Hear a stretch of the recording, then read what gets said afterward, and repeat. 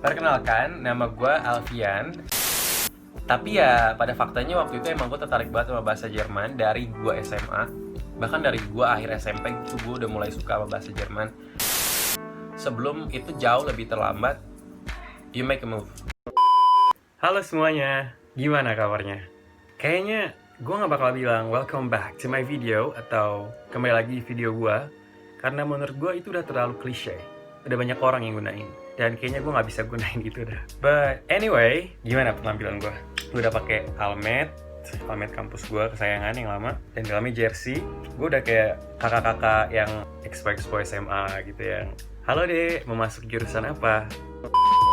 Oke, jadi seperti apa yang sudah kalian lihat di judul video kali ini. Jadi di video kali ini gue bakal membahas perihal pindah kampus lagi, karena ada beberapa pertanyaan yang masuk di komentar video gue sebelumnya tentang pindah kampus. Dan gue belum sempat lagi menjawab satu persatu karena video itu sebenarnya udah lama. Dan ada komen-komen baru yang masuk dan gue punya ide bagaimana jika gue compile pertanyaan itu jadi satu dan gue jadiin satu video, supaya kalian semua yang belum sempat nonton video gue sebelumnya bisa mengikuti video ini dengan baik.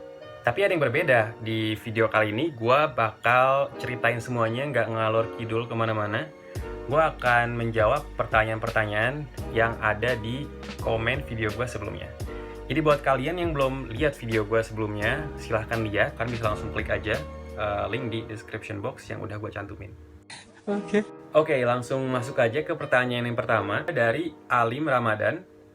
Jadi dia nanya, "Hai Kak, mau nanya, misal saya udah naik ke semester 3 dan mengajukan surat pindah kampus, tetapi dengan jurusan yang sama. Apakah saya harus daftar SBMPTN lagi atau tinggal ngurus surat dan transkrip nilai?" Mohon dijawab ya Kak. Sorry nih Lim. Mohon maaf, gue gak ngerti sama pertanyaan lo. Jadi gini, kasusnya lo pengen pindah kampus, tapi jurusannya sama. Terus lo bingung nih, lo harus SBM lagi atau enggak gitu. Cuman ya lo udah ngurus surat pengunduran diri, lo udah punya surat transkrip juga. Lo bingung nih, lo harus SBM atau lo bisa gunain surat ini gitu, tinggal datang aja ke kampus lo. Jadi caranya nggak gitu Lim. Jadi lo tetap harus SBM lagi, lo harus tetap ujian lagi, karena itu adalah satu-satunya cara untuk lo bisa diterima secara resmi dan administratif di kampus baru lo. Jadi lo nggak bisa menggunakan surat transkrip lo ini dan surat pengunduran diri untuk masuk ke kampus baru. Untuk SBM, untuk ujian ulang, SBM atau mandiri, itu sebenarnya nggak membutuhkan surat pengunduran diri dan transkrip nilai lo. Kalau lo nggak ujian lagi, tiba-tiba ngasih surat itu, lo nggak terdaftar secara administratif. Lo nggak terdaftar secara resmi. Jadi dokumen itu kalau misalnya lo bawa ke kampus lo yang baru, itu nggak bakal diakuin karena lo nggak punya database di kampus baru lo itu, karena lo belum diterima. Oke? Gue ganti baju dulu ya. Panas cuy pakai helmet. Oke, pertanyaan yang kedua datang dari Wahyudi Prasetyo. Bang, aku kan mahasiswa semester 2 dan niatnya semester 3 mau pindah ke kampus. Nah, aku mau tanya dong, kalau misal aku mau pindah pakai transfer nilai ke kampus lain, itu bisa nggak sih? Dan misal prodi awal itu akreditasi B, dan aku mau pindah ke prodi ke kampus akreditasi A, itu bisa nggak sih? Oke, di sini gue sebenarnya ada bingung sama pertanyaannya, sama kayak pertanyaannya si Alim tadi. Di sini dia tanya, misal mau pindah pakai transfer nilai ke kampus lain. Jadi pindah pakai transfer nilai ke kampus lain. Jadi lo pindah menggunakan surat transfer nilai. Itu nggak bisa. Seperti yang udah gue bilang, surat transfer nilai itu hanya digunakan ketika lo pengen nge-skip mata kuliah yang udah pernah lo ambil di kampus yang lama. Yang artinya lo harus admitted dulu, lo harus sudah keterima di kampus yang baru. Baru surat transfer nilai itu lo bisa gunain untuk nge-skip mata kuliah yang udah pernah lo ambil di kampus yang lama. Nah, untuk perihal transfer nilainya sendiri, yang perbedaan akreditasi. Jadi perbedaan akreditasi atau kebijakan dari transfer nilai ini sebenarnya tergantung dari kampus masing-masing, dan itu masih diatur, masih tertulis di kebijakan Menristek Dikti hingga sekarang. Jadi ketika lo pengen transfer nilai nih, akreditasi kampus lo B dan kampus yang baru yang pengen lo transfer nilai nih, itu A. Itu sebenarnya bisa kalau misalnya menurut kebijakan kampus gua UI. Jadi yang gue baca, prosedur transfer nilai ini harus dari kampus yang minimal program studinya B akreditasinya. Jadi misalnya nih di kampus gua dulu UNJ, misalnya sosiologi itu akreditasinya B. Dan gue pengen transfer nih misalnya mata kuliah bahasa Indonesia dan mata kuliah agama. Gue udah pernah mendapatkan mata kuliah ini sebelumnya di UNJ. Gue transfer aja nilai gue. Dan UI rata-rata udah memegang akreditasi A. Dan itu bisa. Karena syarat transfer nilai di UI itu minimal program studi di kampus lama lo itu akreditasinya B. Di bawah itu nggak bisa. Ditambah juga ada syarat di mana mutu dari mata kuliah lo itu sama. Jadi misalnya gini, mata kuliah bahasa Indonesia di UNJ gue dapetin 2 SKS dan di UI 3 SKS. Of course itu nggak bisa. Misalnya mata kuliah agama di semester 2 gue mendapatkan 3 SKS dan di UI juga 3 SKS. Dan dilihat lagi nih, dipertimbangkan lagi bahwa masing-masing univ ini UNJ punya akreditasi B dan UI punya akreditasi A, which is masih memenuhi syarat dari transfer nilai. Dan itu masih bisa. Jadi dicek lagi kebijakannya gimana di kampus masing-masing. Pertanyaan selanjutnya ada dari Tri Ilman. Bang, mau tanya, kalau misalnya gue udah cabut dari semester 1, gue nggak ikut UAS dan segala macem, gue nggak bayar UKT, terus gue tahun ini mau tes lagi SBM atau mandiri di kampus yang sama, tapi beda jurusan bisa nggak sih? Atau cuman bisa di kampus yang lain? Oke, makasih Man untuk pertanyaannya. Jawabannya adalah bisa. Siapa sih yang mau larang? Ya lo kalau mau tes aja gitu. Jadi kayak apalagi lo udah gak pernah mengikuti perkuliahan, lo gak bayar UKT juga, lo asal cabut gitu aja. Maksud gue kayak syarat untuk lo SBM sendiri kan cuman tanda kartu peserta, dan yang kedua itu mungkin entah SKHUN atau ijazah. Jadi menurut pengalaman gue pribadi, selama lo memenuhi syarat untuk SBM, untuk ujian ulang, ya lo sah-sah aja sebenarnya. Jadi lo bisa-bisa aja ujian, oke? Oke, pertanyaan selanjutnya ada dari Mach Neuer Zeh 666. Kak, saya boleh bagi IG kakak atau lain? Also, das weiß ich nicht, Alter. Also, wenn du eine Frage hast, dann sagst du einfach hier, okay? Das glaube ich nicht. Oke, selanjutnya. Gue kebanyakan ngomong oke ya, by the way. Pertanyaan selanjutnya ada dari Ta Spasiki. Bang, misalkan dari Politeknik bisa nggak pindah ke Univ Sastra? Tentu bisa. Siapa yang larang? Jadi gue punya temen, dia itu awalnya kuliah di salah satu Politeknik di Jakarta. Terus dia pindah ke Sastra Jerman. Dia juga temen gue. Dan bisa-bisa aja. Dan sah-sah aja gitu. Jadi kayak nggak ada larangan untuk misalnya nih dari Politeknik gak bisa ke Univ Sastra. Selama lo bisa mengikuti perkuliahan, selama lo minat, lo suka, dan lo memenuhi segala persyaratan, fine, bisa gitu.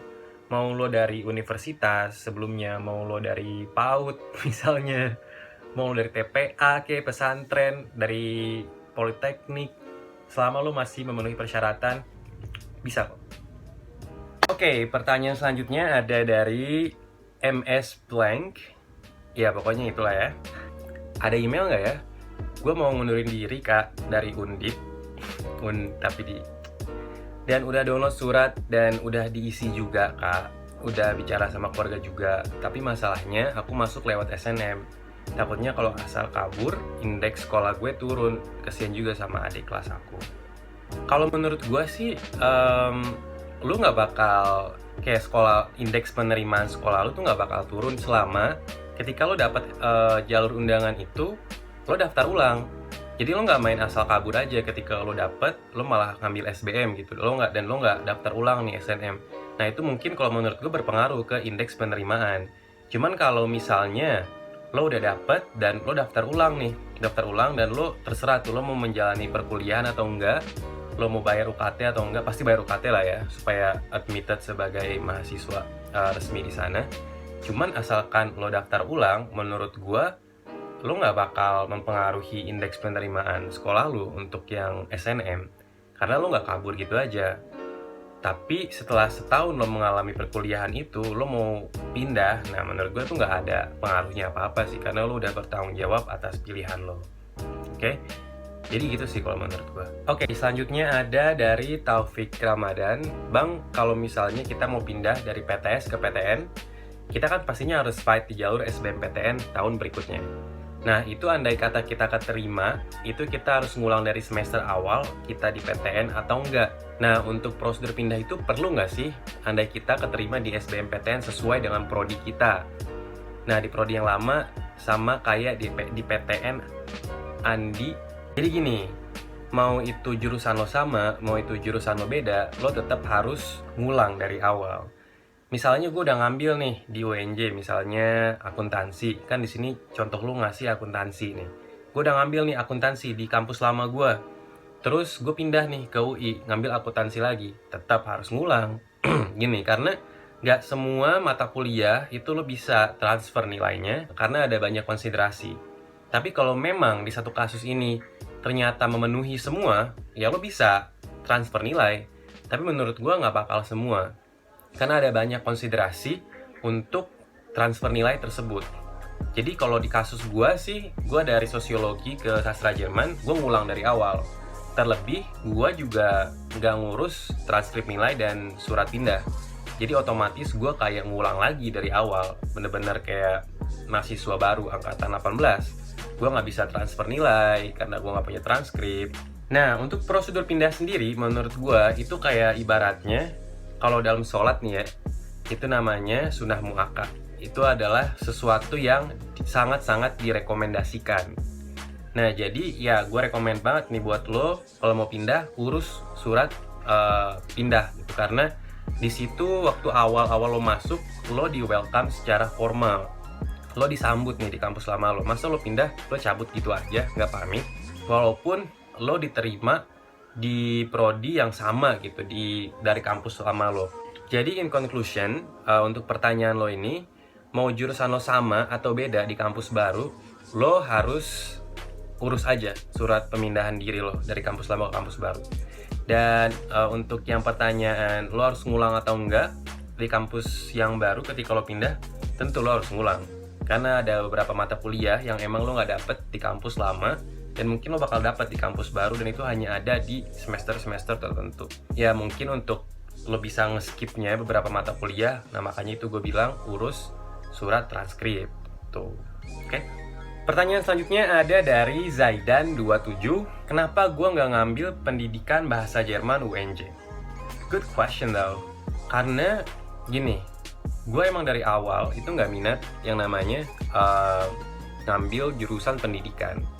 Karena karir yang pengen gue tempuh di masa depan, yang gue bayangkan itu gue nggak mau jadi tenaga pendidik. Menurut gue juga kayak nggak apa-apa untuk menjadi tenaga pendidik, cuman gue nggak ada minat untuk menjadi tenaga pengajar. Dan dalam PBJ itu ada kurikulum yang namanya kalau nggak salah MKDK, mata kuliah dasar apa gitu pokoknya. Itu yang pokoknya mata kuliah pengajaran di situ. Mata kuliah yang mengajari lo untuk bagaimana mengajar yang baik, mungkin ya, gue nggak tahu. Karena waktu gue ngambil sosiologi juga kan ada sosiologi murni, sosiologi pembangunan, dan pendidikan sosiologi. Dan ada satu muatan kurikulum yang berbeda. Itu di pendidikan sosiologi itu ada yang namanya MKDK. Jadi emang gue lebih prefer pure science di bidang Jermanistik. Karena gue sendiri untuk memilih jurusan itu nggak main yang penting pelajari bahasa Jerman atau mempelajari budaya Jerman. Gue benar-benar memperhatikan kurikulum supaya gue memilih pilihan yang bijak gitu, pilihan yang bisa gue pertanggungjawabkan. Makanya sekarang gue memutuskan untuk ngambil sastra Jerman aja daripada pendidikan bahasa Jerman. Oke, last but not least, ada pertanyaan dari Muhammad Farhan Ardiansyah yang nanya, mahal nggak sih pindah ke UNIF ke UI? Ke UNIF ke UI? Ada uang pangkalnya gitu nggak sih? Jadi jalur masuk ke UI itu ada dua kan, jalur reguler dan jalur paralel. Jalur reguler ini lo nggak perlu yang namanya uang pangkal. Lo masuk SNMPTN, SBMPTN, lo nggak perlu uang pangkal. Kayak gue masuk ujian ulang, masuk SBMPTN, gue nggak bayar uang pangkal. Terkecuali lo masuk lewat jalur paralel, yang waktu di zaman gue SIMAK itu masih bayar uang pangkal sekitar 13 juta apa gue nggak tahu deh pokoknya. Tapi sekarang orang-orang yang masuk lewat jalur SIMAK itu nggak bayar uang pangkal, kecuali lo masuk lewat jalur paralel PPKB. Itu yang ketika lo masuk SMA, masih di SMA, itu kan biasanya suka ada tuh di sekolah-sekolah UI itu nawarin jalur PPKB. Itu ibaratnya kayak SNMPTN-nya punya UI. Untuk besaran uang pangkalnya, lo bisa cek sendiri di website UI, lo bisa cek itu berapa harganya, karena tiap fakultas, tiap rumpun itu beda, oke? Semoga bisa membantu. Oke, jadi itu semua pertanyaan yang masuk di komentar video gue sebelumnya. Gue cuman pengen berpesan ke kalian semua yang sekarang lagi struggle pengen pindah kampus. Intinya gini, coba aja.